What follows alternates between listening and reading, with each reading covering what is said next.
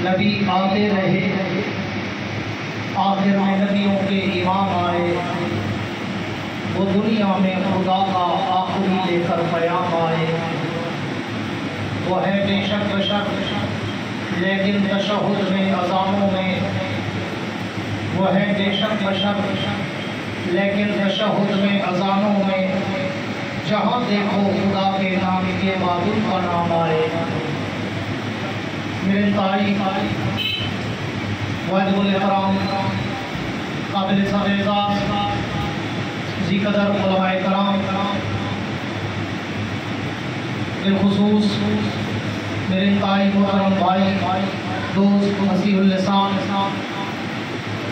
خطیب اسلام حضرت مولانا علی احمد لدھیانوی صاحب، جو ابھی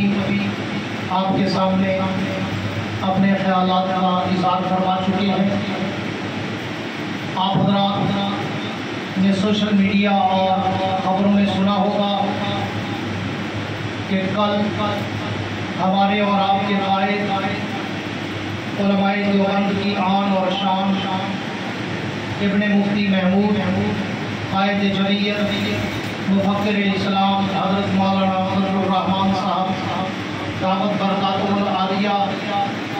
سپریم کورٹ میں پیش ہوئے، اور جو گزشتہ کچھ ماہ پہلے سپریم کورٹ کا ایک متنازع فیصلہ قادیانیوں کے حق میں آیا تھا، اس کے خلاف آپ کی قیادت نے کل سپریم کورٹ کے چیف جسٹس صاحب کے سامنے اور دیگر ججز حضرات کے سامنے پیش ہو کر اپنا موقف پیش کیا، اور قادیانیت کے بارے میں چیف جسٹس اور دیگر سپریم کورٹ کے محترم جج صاحبان کے سامنے یہ موقف رکھا کہ چیف جسٹس صاحب اگر آپ قادیانیوں کو تبلیغ کی اجازت دے رہے ہیں یا انہیں شاعر اسلامی چار دیواری کے اندر استعمال کرنے کی اجازت دے رہے ہیں، تو پھر آپ کے اطلاع کے لیے عرض ہے کہ قادیانیوں کا یہ عقیدہ ہے۔ مرزا غلام احمد قادیانی نے اپنی کتابوں میں لکھا ہے کہ جو بھی انسان مجھ پر ایمان نہیں لائے گا وہ مسلمان نہیں ہے بلکہ وہ کافر ہے۔ تو حضرت قائد جمعیت نے کہا کہ اگر آپ کو بھی مرزا غلام احمد قادیانی کافر کہہ رہا ہے اور پورے مسلمانوں کو جو اس کو نہیں مانتے ان کو بھی کافر کہہ رہا ہے، تو پھر آپ بتائیں کہ آپ ایسے لوگوں کو جو مجھے اور آپ کو اور پوری امت مسلمہ کو اگر وہ کافر سمجھے اور مرزا قادیانی کے نہ ماننے والوں کو وہ مسلمان تسلیم ہی نہ کریں، تو پھر ان کے بارے میں آپ کی رائے کیا ہوگی؟ تو میں جہاں قائد جمعیت حضرت مولانا فضل الرحمان صاحب کو اپنے اس دلیرانہ موقف پیش کرنے پر خراج تحسین پیش کرتا ہوں، اور اس فیصلے کو ختم کرانے پر اور قادیانیت پر جو امتناع نفاذ قادیانیت آرڈیننس ہوا تھا اس پہ مینو ان آئین کے مطابق عمل کرانے پر اور ججز کو یہ فیصلہ دینے پر قائل کیا، جہاں ہم اپنی قیادت کو قائد جمعیت اور تمام مذہبی جماعتوں کے قائدین کو خراج تحسین اور سلام عقیدت پیش کرتے ہیں، وہاں پر میں چیف جسٹس آف پاکستان جناب فائز عیسیٰ صاحب اور ان کے ساتھ دیگر جو دو ججز جو اس کیس کی سماعت کر رہے تھے ان کو بھی خراج تحسین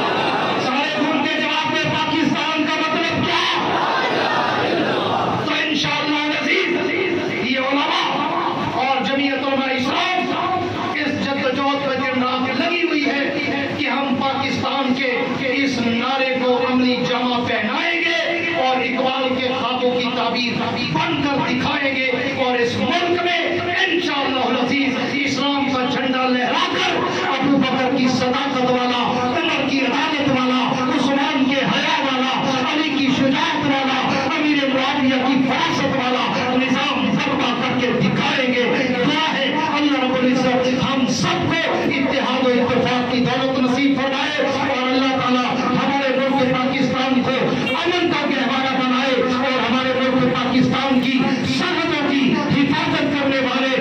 خیر ہوں یا دیگر ہمارے ادارے ہوں، اللہ رب العزت ان سب کی حفاظت فرمائے۔ اور میں کل جو رحیمیار خان میں ایک واقعہ ہوا، بچے کے ڈاکٹروں نے ہمارے پولیس کے نوجوانوں پر گولیاں اور راکٹ لانچر برسا کر ہمارے پولیس کے شہزادوں کو، پولیس کے نوجوانوں کو انہوں نے شہید کیا۔ تو میں ارباب اقتدار سے بھی اور میں افواج پاکستان سے بھی اور ملک کے دفاعی اداروں سے بھی یہ مطالبہ کرنا چاہتا ہوں کہ خدایا یہ چھوٹا سا ایک گینگ ہے بچے کے ڈاکوں کا، کیا ہماری ریاست میں اتنی سطح نہیں کہ اس چھوٹے سے گینگ کو ختم کر سکے؟ جہاں آپ دیگر آپریشن کر رہے ہیں تو ایک آپریشن رب کچا پہ بھی کرے، تاکہ ہم آپ کی عظمت کو سلام کریں اور ان اغراقاروں، ان ڈاکوں، ان قاتلوں، ان چوروں اور ان لٹیروں سے ان لوگوں کی جان چھوٹے۔ آپ میرے اس مطالبے کی تائید کرتے ہیں تو اس کچے کے ڈاکوں کے خلاف نہ کہ صرف پولیس بلکہ فوجی آپریشن ہونا چاہیے